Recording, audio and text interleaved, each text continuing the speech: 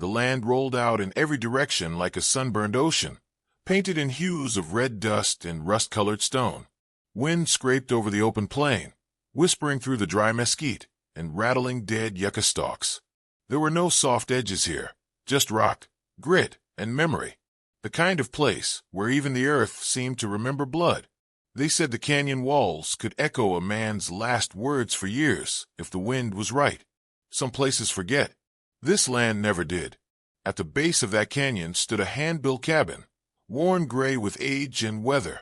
It leaned just a little to the left, like a tired old man refusing to fall. A split-rail fence circled the dry garden patch, where onions and potatoes clawed through poor soil, coaxed to life by stubborn hands. Those hands belonged to Clara Bledsoe. She'd lived there with her husband, Eli, for 14 years before the fever took him 2 winters back.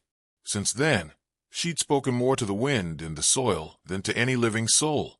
Mid-40s now, with lines carved into her sun-darkened skin and silver threads beginning to creep through her braid, Clara worked the land alone, quietly, fiercely. She didn't beg, didn't ask, just endured. Eagle's Rest, the nearest town, sat 5 miles east beyond the bluff, small and hollowed out by greed. It hadn't always been that way, folks said, but that was before Tobin Galt came in with his railroad schemes and 24 hired guns. Galt didn't wear a badge, but everyone knew who ran things. Even the sheriff, Monroe, a wide man with coward's eyes, knew better than to cross him. And so when Galt claimed Clara's late husband had borrowed against the land and died owing him, no one questioned it. No one but Clara. They'd ridden out that morning, 2 of Galt's men, clean-shaven and smirking. One read from a folded paper, thick with legalese and false authority, and declared the cabin property of Galt and Company unless Clara could produce repayment in full, $280 she didn't have. She didn't argue, just looked the man in the eye and said, this land was never for sale. The taller of the 2 had spat near her boots and said they'd be back by sundown to collect what's owed. Now, the sky was lowering toward evening, heavy with the kind of orange light that turns shadows long and thoughts longer. Clara stood on the porch, arms folded, a rifle leaned against the wall behind her. Her heart beat hard and slow, steady like a drum roll. That's when she saw him, a rider alone, drifting in from the western trail, horse dusted with the road. The man hunched low in the saddle like the sun had worn him thin. He dismounted without speaking and walked up the path slow, one hand holding the reins, the other hanging loose beside the revolver at his side. He was tall, broad-shouldered, with a lean, weathered face that might have once been handsome before time and regret worked their way into it. His boots were worn smooth, his coat torn at the shoulder. There was something tired in him, but not weak. The kind of tired a man gets from carrying more than just his own weight. He stopped 5 paces from the porch and tipped his hat. "Ma'am," he said, voice rough like gravel. "Water to spare?" Clara hesitated, then nodded toward the barrel by the steps. "There." He drank slow, careful. Didn't ask for more. Then he sat down on the far edge of the porch without invitation and stretched his legs out with a low grunt. He didn't talk, didn't fidget. Just watched the trail in silence, the same direction she'd been watching. "You expecting someone?" he asked after a long minute. Clara didn't answer right away. Her hands were folded tight, knuckles white. "They coming?" He tried again. She turned her head, just enough to meet his gaze. "Sundown." He nodded once. "Then I'll wait a while." Clara studied him, not just his gun or his face, but the space around him. There was a quiet there. Not empty, but heavy, like something still waiting to be said or done. "You ain't with them," she said finally. It wasn't a question. He shook his head. "No, ma'am. Don't take to men like that." Another long silence. "You running from something?" she asked. He didn't look at her when he answered. "Most days, just trying to stay ahead of it." The sun dropped another inch toward the edge of the world. Somewhere out there, hooves would be stirring, dust would be rising. The kind of men who came to take what wasn't theirs didn't worry about who got hurt doing it. Clara's fingers flexed once, then stilled. "You got a name?" she asked. The man seemed to think about it, as if names were things best left buried. "Jonas," he said at last. Jonas Creek. She nodded slowly. You gonna help me? She asked. He took a deep breath, eyes still on the horizon. Depends, he said. On what? Whether they plan to bleed this land or just take it. They planned both, she said softly. He leaned forward, picked up a small stone from the porch, turned it between his fingers, then set it back down. Then I'll be here, he said, until it's done. The land didn't forget men like the one who sat on Clara Bledsoe's porch that evening. It remembered every boot print and bloodstain.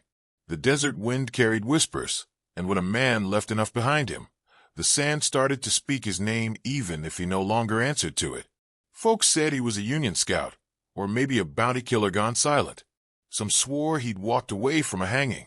Others swore they'd seen him shoot 5 men before a poker hand cooled. But out here, no one ever knew for sure. Names didn't stick, only stories did. Jonas Creek, that's the name he gave Clara. But when he said it, it sounded like something borrowed. Something he'd worn once, but didn't much believe in anymore. The sun slid lower, bleeding gold into the cracks of the canyon. Jonas sat cross-legged near the step, carving a piece of driftwood with a small knife he'd drawn from his coat. He worked slow, steady, never glancing up. Clara watched from the door, arms folded. He hadn't asked for food, hadn't hinted at staying past dark. Just waited. She brought out 2 bowls of stew, sat one beside him, then leaned against the porch rail. He didn't say thanks. Didn't need to. He just ate in silence, careful, like a man not used to warmth. After the meal, he rose without a word, walked to her front door, and squatted down. The top hinge was loose. It had been squeaking for a month, maybe more. He worked it with a knife, tightened it clean and quiet, then stood and returned to the edge of the porch. You don't talk much, Clara said, not unkindly. He shrugged one shoulder. Words are like bullets. You only get so many before something breaks. She tilted her head, studying him. That your real name? Maybe once. I expected to fight alone, she admitted. He looked at her finally, eyes shadowed beneath the brim of his hat. You still might.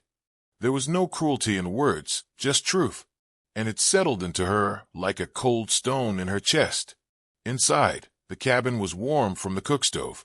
Jonas stepped through the doorway only to walk a slow circle, glancing at each wall, each corner. He moved with purpose, like a man used to danger. He reached under her bed and pulled out the rifle she thought no one had ever seen. Needs oil, he said. Clara blinked. How'd you know it was there? I look where men reach when they're afraid. He checked the sights, pulled a claw from his coat, and wiped the barrel clean. Then he moved to the lamps, turning the wicks low and dousing the flames. What are you doing? Clara asked. Dark buys time. Time wins fights. Outside, the wind picked up, kicking dust along the trail. Somewhere coyotes yipped, but Clara knew that wasn't the sound she should fear. Somewhere between Eagle's Rest and her porch, hooves were cutting tracks in the dirt, and men were lighting cigars they hadn't earned the right to smoke. In town, by the saloon steps, a few old-timers leaned against the rail, watching the last light fade. One of them squinted west and spat. That fella sittin' at the Bledsoe place, he said. Ain't natural how quiet he rides. Another shook his head. Saw a man like that in Santa Fe once. Left 5 bodies and half a bottle of whiskey behind him. Didn't even raise his voice. The first man grunted. God help the fools who push him too far. Meanwhile, Galt's enforcers were riding, Braden Pike in the lead, his hat cocked, a grin that had never known consequence stretched across his face. Silas Roan followed close behind, younger but twice as mean. 2 others flanked them, hired hands with more bullets than brains. They weren't riding hard. No need to rush when you thought the land was already yours. Back at the cabin, Jonas lit one candle and placed it low behind the stove, just enough glow to see by. Then he walked the perimeter, checking the small fence, noting the lines of sight from the rocks and the old tree stump out back. Clara followed him finally, stopping near the porch. You always prepare like this? She asked. He nodded. Trouble's a lot like lightning. You can't stop it, but you sure as hell don't stand in the open waiting. She studied his face, creased, unreadable, but not cold. Not anymore. There was something worn deep into it. Not just violence. Loss. Like he'd buried something that wouldn't stay down. "Why are you really here?" she asked softly. He paused, standing just outside the cabin door, looking west. "Sometimes," he said, "you find peace on the edge of someone else's war." She didn't answer, didn't press him. They stood in silence for a time, the wind curling between them, warm air turning sharp with the coming night. Then she turned and went inside, her hand brushing the doorframe as she passed. Jonas stayed outside a while longer, carving the driftwood again. He worked it down to something small, a circle maybe, a keepsake, maybe just something to keep his hands busy. Then he set it on the porch rail and walked back inside. The trail behind him was long and bloody. The one ahead wasn't much different, but for the first time in a long while, he didn't feel like he was just passing through. Some things, after all, were worth stopping for. The last of the light stretched long across the hard-packed ground, laying down shadows like claws across the canyon floor. The wind had settled into an uneasy hush, as if even the desert was holding its breath. Clara stood in the doorway, her rifle cradled close, heart thudding slow and heavy. The trail was quiet, empty for now, but something in the air had shifted, the way animals go still before a storm. Then she heard it, hooves for sets, approaching with casual arrogance. Galt's men didn't ride like they were coming for a fight. They rode like they already owned the ground beneath them. The first to appear was Braden Pike, tall in the saddle, shoulders square and smug. His coat was trimmed with dust, and his revolver swung easy at his hip. Beside him, Silas Roan twirled a length of rope in his hand like it was a game. Two more rode behind them, one lean, mean-eyed, the other thick through the neck and shoulders, a club more than a man. They stopped 20 paces from the cabin, letting their horses snort and paw at the ground. Pike dismounted first, brushing his jacket back, so the butt of his pistol gleamed in full view. "Well now," he called out, voice syrup-thick with mockery. "Look at this. Our little squatters, still playing homestead." Silas chuckled. "She must have baked a pie, Bray. You smell that? Fresh defiance in the air." Clara didn't move. She didn't flinch, but inside she tightened. Then Jonas stepped out of the cabin shadow, quiet and calm as ever. He said nothing at first, just stood beside Clara on the porch, hands loose at his sides, the brim of his hat pulled low. Pike squinted. "Who the hell's this? You hire a scarecrow to guard your fence line." Jonas didn't blink. His voice was low, steady. "This house bleeds before it's taken." Pike barked a laugh. "Well then," he said, turning to the others, "looks like we brought enough buckets." And then he drew. The movement was fast, practiced, deadly. But Jonas was faster. One shot. A crack like thunder. Pike staggered, eyes wide with disbelief. And then he dropped, face first into the dirt. Time shattered. Gunfire erupted like a whip snapping the world apart. Clara ducked behind the doorway, the sound of splintering wood and shouts filling her ears. Jonas moved, not like a man but like smoke, low, swift, silent. 2 shots more. One man fell screaming, legs shattered. The thick one turned and fired wildly, bullets tearing through the porch posts. Jonas dove into the dust, rolled, came up firing. The big man pitched backward, mouth opening in a silent scream, before slamming hard into the rocks. Silas ducked behind the water barrel and fired into the cabin, glass shattering, wood tearing. Clara crawled through the room, heart pounding, lungs burning. She reached the table and grabbed the carving knife Jonas had left beside his bowl. And then Silas was at the door. He kicked it open, wild-eyed and desperate, gun raised. His gaze locked onto Clara. "Come here," he snapped, lunging forward. Clara didn't think. She moved. The blade sank into his side with a wet crunch. He roared and grabbed her arm, slamming her into the wall. The gun fell from his hand. Then Jonas was there. No warning, no sound. The final shot came like a period at the end of a bitter sentence. Silas collapsed beside the stove, breath rattling out of him like steam from a cracked pipe. Silence. The kind of silence that hurts your ears after too much noise. Smoke hung in the air, curling in the corners like ghosts. Blood soaked into the dirt, into the floorboards, into the earth itself, as if the land had accepted the price. Jonas stood in the middle of the room, shoulders rising and falling, blood dripping down his left arm. The sleeve of his coat was dark and heavy, but he didn't seem to notice. Clara pulled herself up slowly, eyes wide, ribs aching. "You're bleeding," she said. Jonas looked down like he'd forgotten what pain felt like. "It'll keep." She moved toward him, pressed a cloth to the wound. He winced slightly, but didn't speak. They didn't talk as they walked back to the porch. They didn't need to. The stars were coming out now, cold and sharp. The horizon still glowed faintly where the sun had died. Clara sat down hard on the top step. Jonas lowered himself beside her, the weight of the day settling across his shoulders like a final coat of dust. They sat like that for a long while, saying nothing. And then the wind picked up again, soft, restless.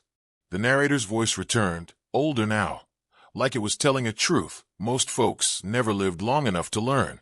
Some men fight for gold, others fight for land. But once in a lifetime, a man fights to make a promise whole, one that wasn't his to make, but his to keep.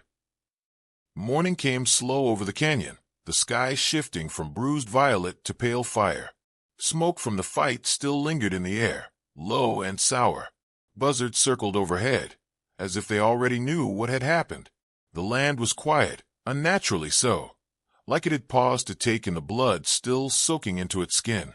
Jonas stood in the cabin doorway, one hand resting on his hip, the other hanging limp at his side.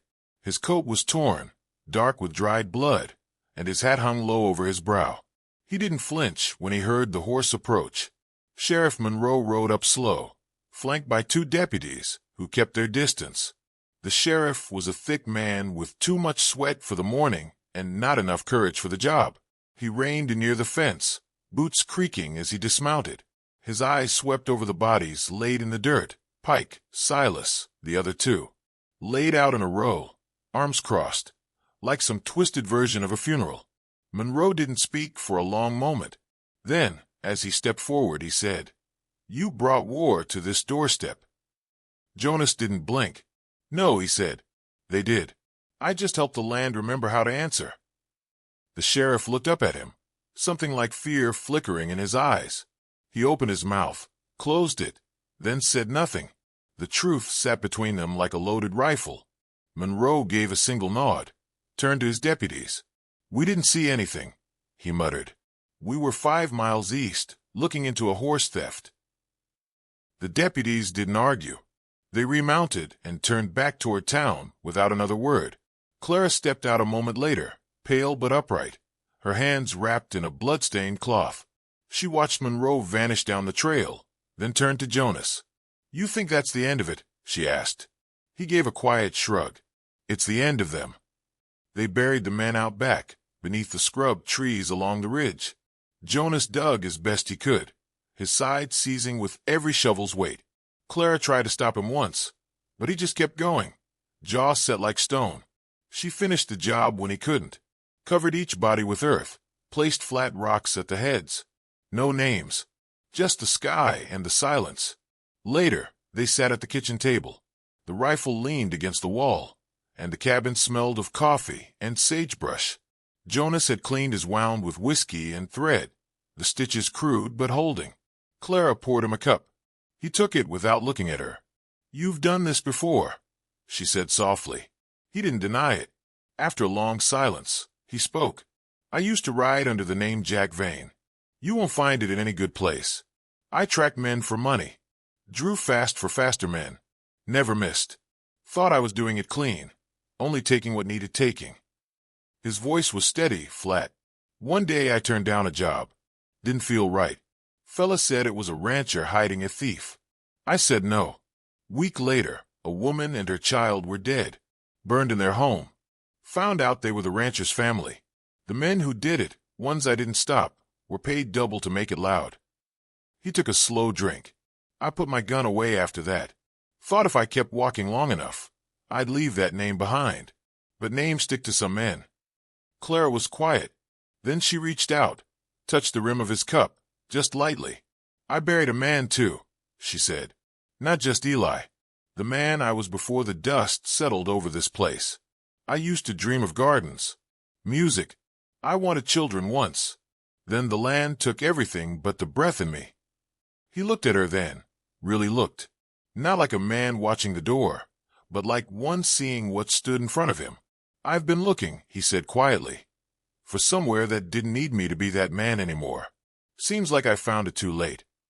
Clara's eyes softened, but her voice was strong. "Maybe not too late." The wind came through the open window, lifting the curtain just enough to send a shaft of sun across the table. It lit the dust floating between them, soft and golden.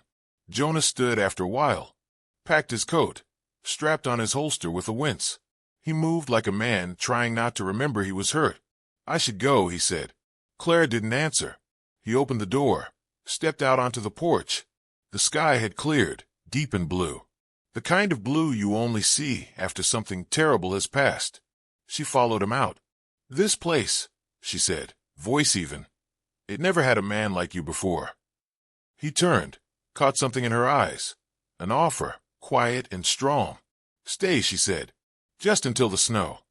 He didn't speak, but he didn't walk away. Weeks passed. The days grew shorter, the nights cooler. The worst of the summer heat had burned itself out, and the wind began to smell faintly of winter's promise. The blood was gone from the dirt now, washed away by time and Clara's quiet labor. Life moved again, slow and steady. Jonas stayed. He didn't speak of it, didn't say why. Just rose each morning and went to work, mending the sagging fence out back, cutting wood for the stove, fixing the barn roof, where a storm years ago had torn through like it meant to rip the sky apart. Clara didn't ask questions. She handed him nails, held ladders, and cooked quiet meals they shared without ceremony. He taught her how to handle a rifle better, how to stand her ground without letting the barrel shake. They practiced behind the cabin at first, then farther out, her aim steadying like her breath. She listened closely. He didn't waste words. At night, they sat on the porch. Sometimes she read aloud from one of Eli's old books. Sometimes he carved driftwood into shapes he never finished. They didn't talk about what had passed. They didn't need to. What grew between them wasn't built on grand gestures or loud declarations.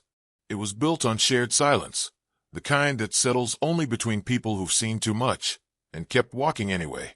Then came the day Clara had known would come. Tobin Galt rode into town like thunder chasing its own echo.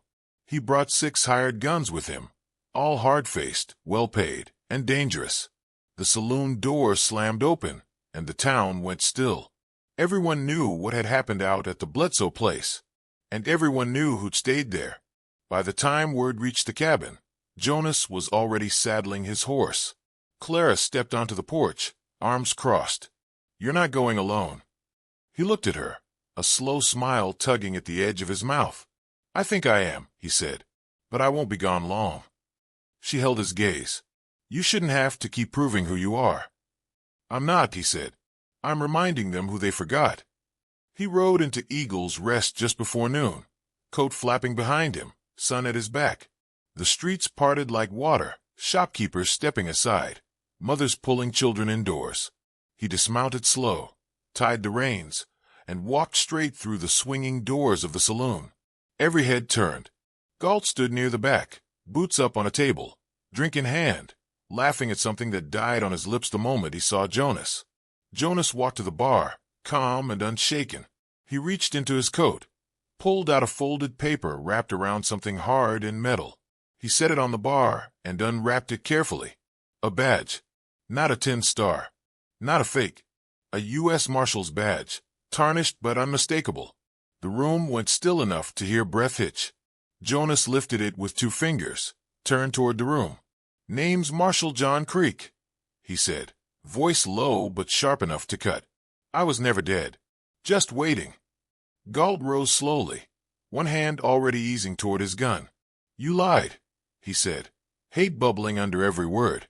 "I waited," Jonas replied. "You brought war to the wrong doorstep. Now you'll answer for it." Galt moved. Jonas didn't. One shot. It rang like a bell through the saloon, and Tobin Galt dropped where he stood, dead before his hand touched his pistol. None of the hired guns moved. Not one. They backed away, eyes wide, hands raised. Some walked out. Others ran. By sundown, word had spread. The badge was real. So was the man. Eagle's Rest changed after that. The sheriff found his spine again, or maybe borrowed a bit of Jonas's. Galt's grip dissolved like morning frost. The land around Clara's cabin was declared hers outright. No debts, no claims. People who'd once looked away now nodded with respect when she passed. Jonas never returned to wearing the badge full-time. He said it belonged to a younger man. But he kept it on the mantel, right beside Clara's carving knife, the one she'd used to draw blood when the law wouldn't. Winter came with soft snow and long nights. The cabin stayed warm. Jonas stayed, too. And sometimes, when the sky burned orange and the coyotes called from far away, they sat on the porch, close but not crowded, the silence between them deeper than words. The story passed into legend soon enough. Some said a ghost walked into Eagle's Rest and left it changed. Some said it was justice that came down from the canyon, fast and merciless. Others said it was love that kept him there, not the loud kind, but the kind that builds a house back up after it's been broken. But the cabin still stands, quiet and strong, beneath the same wide sky. And they say if you ride past at sunset, just as the shadows stretch long across the land, you'll see her sitting on the porch, a book in her lap, and a man beside her who once swore a house would bleed before it broke.